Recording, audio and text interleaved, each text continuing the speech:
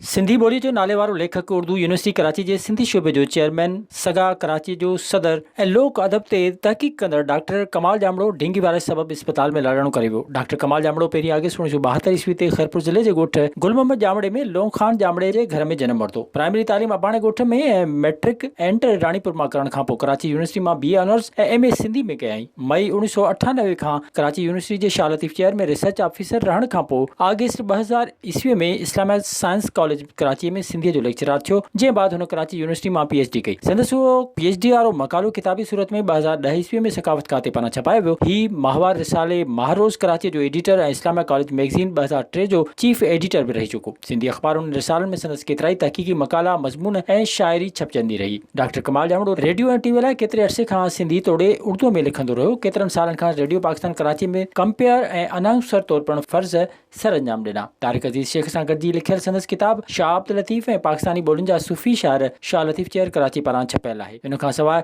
सिंधी लोक फनकारनि बाबति किताब सिंधी सकाफ़त जा अमर आवाज़ सकाफ़त खाते पारां छपायल आहे। हिन वक़्तु वफ़ाक़ी उर्दू यूनिवर्सिटी कराची जे सिंधी शोबे जे चेयरमैन तौर फ़र्ज़ निभाए रहियो हो ऐं सिंधी लैंग्वेज अथॉरिटी पारां कराची में हलंदड़ सिंधी सिखिया क्लास जो निगरान बि रहियो। डॉक्टर कमाल जामड़े जे ओचिते विछोड़े ते सिंधी अदब जी दुनिया में सोग छाइजी वियो। सिंध जे अदीबनि तोड़े शाइरनि पारां डॉक्टर कमाल जामड़े जे ओचिते विछोड़े खे सिंधी अदब जो वॾो नुक़सान करार ॾिनो वियो आहे। ॿिए पासे सिंध जे वॾे वज़ीर सैयद मुराद अली शाह, सकाफ़त सियाहत ऐं नवादरात वारे वज़ीर सैयद सरदार अली शाह ऐं सेक्रेटरी गुलाम अकबर लगारी डॉक्टर कमाल जामड़े जो ओचिते लाड़ण ते गहरे ॾुख ऐं अफ़सोस जो इज़हार कयो ऐं पोइरनि ऐं शागिर्दनि सां दिली ताज़ियत जो इज़हार कयो। इन मौक़े ते सगा पारां 3 ॾींहंनि जे सोग जो पिणु ऐलान कयो वियो आहे। विज़िट कयो अवामी आवाज़ मीडिया ग्रुप जी वेबसाइट awamiawaz.pk